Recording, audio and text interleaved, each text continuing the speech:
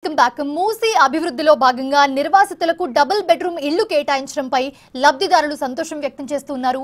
మలక్పేట్ శంకర్ నగర్ కు చెందిన నిర్వాసితులకు సైదాబాద్ మండలంలో ఇళ్లు కేటాయించారు. దీనిపై మరింత సమాచారాన్ని మా ప్రతినిధి రామ్ ప్రసాద్ అందిస్తారు. మూసీ నిర్వాసితులకైతే ఇక్కడ రాష్ట్ర ప్రభుత్వం డబుల్ బెడ్రూమ్ ఇళ్లను కేటాయించడం జరిగింది. మనం ప్రస్తుతం డబుల్ బెడ్రూమ్లు కేటాయించినటువంటి స్థలంలో ఉన్నాం. ఇక్కడ చూడవచ్చు లబ్ధిదారులు కూడా ఉన్నారు.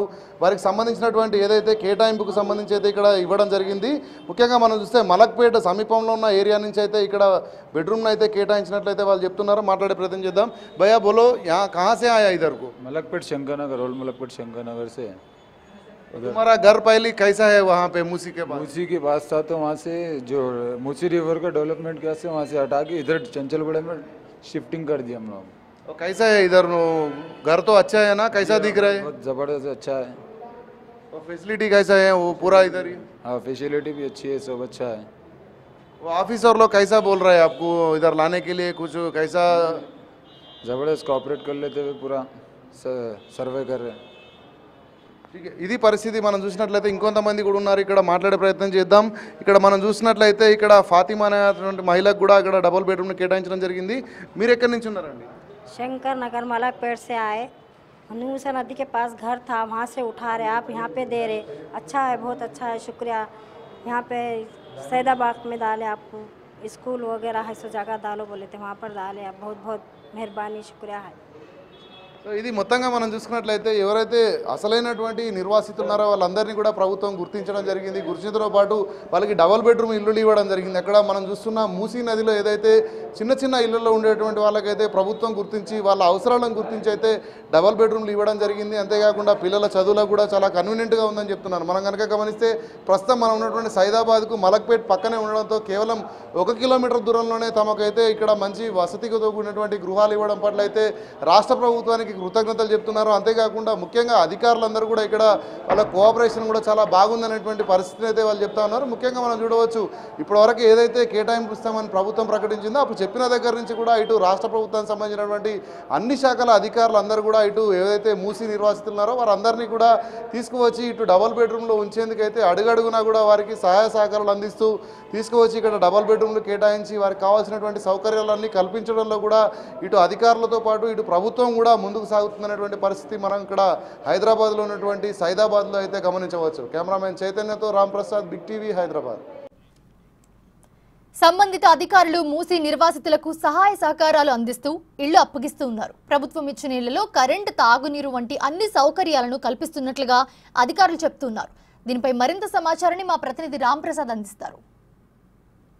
హైదరాబాద్లో మూసీ నది ప్రక్షాళన ప్రారంభమైంది. మూసీ నదిలో ఎవరైతే ఇక్కడ నిర్వాసితులు ఉన్నారో వారందరికీ కూడా 16,000 మందిని రాష్ట్ర ప్రభుత్వం గుర్తించడంతో పాటు 15,000 డబుల్ బెడ్రూమ్లను కూడా కేటాయించడం జరిగింది. మనం ప్రస్తుతం హైదరాబాద్లో ఉన్నటువంటి సైఫాబాద్ మండలంలో ఉన్న డబుల్ బెడ్రూమ్ వద్ద అయితే ఉన్నాం. చూడవచ్చు ఇక్కడ పిల్లి గుడిసెలు అనే పేరుతో ఉన్నటువంటి 2 BHK డబుల్ బెడ్రూమ్ అపార్ట్మెంట్స్ ఏవైతే ఉన్నాయో వీటిలలో ఇక్కడ ఇప్పటికే చూస్తున్నాం మనం 4 ఫ్లోర్లలో కూడా అలొకేషన్ జరిగిపోయింది. పైన 5వ ఫ్లోర్లో ఈ రోజు నుంచి వస్తున్నటువంటి వాళ్ళని కూడా ఇక్కడ అధికారులు అయితే కేటాయిస్తున్నారు. మనం చూడవచ్చు గత కొద్ది రోజులుగా ఇటు హైదరాబాద్లో ఉన్నటువంటి మూసీ నది సుందరీకరణే లక్ష్యంగా రాష్ట్ర ప్రభుత్వం అయితే చర్యలు చేపడుతుంది. అంతేకాకుండా Musi river development corporation limited ఆధ్వర్యంలో కూడా అభివృద్ధి చేయడమే లక్ష్యంగా రాష్ట్ర ప్రభుత్వం, రాష్ట్ర ముఖ్యమంత్రి రేవంత్ రెడ్డి ఆదేశాల మేరకైతే అధికారులు చర్యలు తీసుకుంటా ఉన్నారు. ఇదే క్రమంలో మనం గమనించవచ్చు రాష్ట్ర వ్యాప్తంగా కూడా సంచలనంగా మారినటువంటి ఈ విషయంలో అయితే కొంత రాష్ట్ర ప్రభుత్వం ఇక్కడ ఉన్నటువంటి నిర్వాసితులకు ఏ విధంగా సహాయ సహకారాలు అందిస్తున్నటువంటి మనం దృశ్యాలను చూడవచ్చు.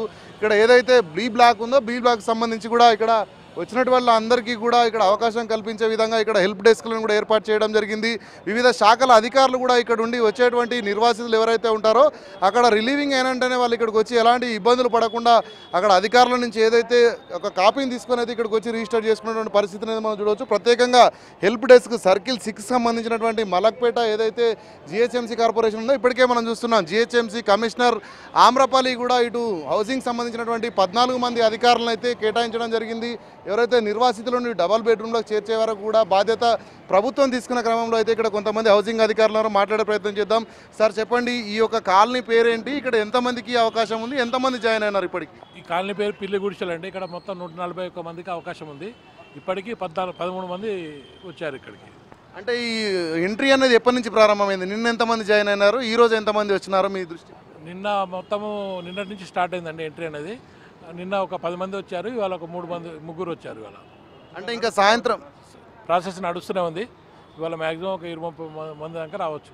అంటే మనం చూస్తున్నాం ఇప్పటికే కొన్ని ప్రతిపక్షాలు చేస్తున్న కామెంట్ అంటే డబుల్ బెడ్రూమ్లో ఫెసిలిటీస్ లేవని అంటున్నారు. కానీ ఇప్పటికే ఇక్కడ ఫ్యామిలీస్ ఉన్నాయి, పరిస్థితి ఏ విధంగా ఉంది? ఇప్పుడు ఇక్కడ మొత్తం మిషన్ భగీరథ నీళ్లు ఉన్నాయండి. 24 అవర్స్ డ్రింకింగ్ వాటర్ కూడా ఉంది వాళ్ళకి. ప్లస్ ఇక్కడ అంతా కరెంట్ కానీ లిఫ్ట్ కానీ ఫెసిలిటీస్ అన్నీ మంచిగా ఉన్నాయి. జనరేటర్స్ కూడా వాళ్ళకి కల్పించి ఉన్నారు అంతా. అంటే వచ్చినటువంటి నిర్వాసితులను ఏ విధంగా మీరు రిసీవ్ చేసుకుంటున్నారు? వాళ్ళకి ఎలాంటి ఒక అవకాశాలు కానీ ఇక్కడ ఉన్నటువంటి వివరాలు కానీ తెలుపుతున్నారు? ఇప్పుడు వాళ్ళని తీసుకొని వాళ్ళకి వచ్చిన ఫ్లోర్లో తీసుకుపోయి చూపిస్తున్నాము. దానిలో మంచి నీళ్ళకి కీస్ కూడా హ్యాండ్ ఓవర్ చేస్తున్నాము. దానిలో వాటర్ ఫెసిలిటీ అన్నీ కూడా వాళ్ళకి చూపించి కరెంట్ అన్నీ ఉన్నాయా లేవా అన్నీ చూపించి వాళ్ళకి హ్యాండ్ ఓవర్ చేస్తున్నాము. వాళ్ళకి ఫుల్ మంచి జనాలు కూడా మంచి సంతోషంగా ఉన్నట్టుగా తెలుస్తుంది. అంటే మనం చూస్తున్నాము ఇక్కడ డబుల్ బెడ్రూమ్ ఎంత హైట్లో ఉన్నాయి, ఎన్ని ఫ్లోర్లు ఉన్నాయి, ఏ ఫ్లోర్ నుంచి మీరు కేటాయిస్తున్నారు సార్? ఇక్కడ C+S+9 అండి ఇది కేటగిరీ. 5th ఫ్లోర్ నుంచి కేటాయిస్తున్నాం అండి. ఇక్కడ 2 బ్లాకులు ఉన్నాయి. ఒక బ్లాక్లో 24 ఉంటాయి ఒక ఫ్లోర్కి, ఒక బ్లాక్లో 8 ఉన్నాయి. దాని ప్రకారం 5th ఫ్లోర్ నుంచి ఇక్కడ కేటాయిస్తున్నాము. గతంలో వాళ్ళకి అందరికీ 4th ఫ్లోర్ వరకు కేటాయించడం జరిగింది. ఇప్పుడు 5th ఫ్లోర్ నుంచి కేటాయిస్తున్నాము.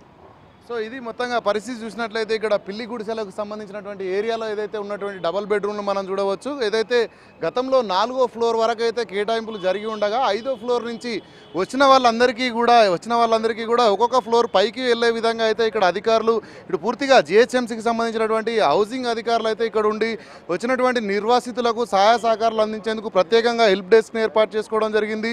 అంతేకాకుండా వాళ్ళకు ఇల్లులు కేటాయించడంతో పాటు వాళ్ళు అక్కడ ఉండడానికి కావాల్సినటువంటి ఫెసిలిటీస్ ఇటు త్రాగునీరు కానీ అదేవిధంగా విద్యుత్ సౌకర్యానికి సంబంధించినటువంటి అన్ని సౌకర్యాలు కూడా కల్పించడంలో ఇటు జిహెచ్ఎంసీ కూడా పూర్తి స్థాయిలో ఇటు నిమగ్నమైందని చెప్పవచ్చు. మనం ఇక్కడ చూస్తున్నాం. ఇక్కడ చూసినట్లయితే ఇప్పటికే 4 ఫ్లోర్లు అనగా ఇంకా పైన ఇంకొక 5 ఫ్లోర్లు కూడా ఉన్నాయి. మొత్తం మనం చూసుకుంటే ఇక్కడ 140 కూడా ఇక్కడ అందుబాటులో ఉన్నట్టయితే అధికారులు చెప్తా ఉన్నారు. ఇంకెంతమంది వచ్చినా కూడా వారికి అక్కడ కేటాయించిన విధంగా అయితే ఇక్కడ అందించడానికి అయితే ఇక్కడ సిద్ధంగా ఉన్నట్టు చెప్తున్నారు. మనం చూస్తున్నాం ఇప్పటికే చాలామంది ఇక్కడికి వచ్చేసి రిజిస్టర్ కూడా చేసుకున్నటువంటి పరిస్థితి. రిజిస్టర్ చేసుకోవడంతో పాటు వారికి కేటాయించినటువంటి ఇళ్లలో ఏదైతే సామాను కూడా ఇక్కడ పెట్టుకుంటూ అయితే వాళ్ళు చాలా సంతోషం కూడా వ్యక్తం చేస్తున్నారని అయితే అధికారులు చెప్తున్నారు. మనం ఒకసారి అక్కడ సంబంధించినటువంటి ఎవరైతే నిర్వాసితులు వారితో కూడా మాట్లాడేటువంటి ప్రయత్నం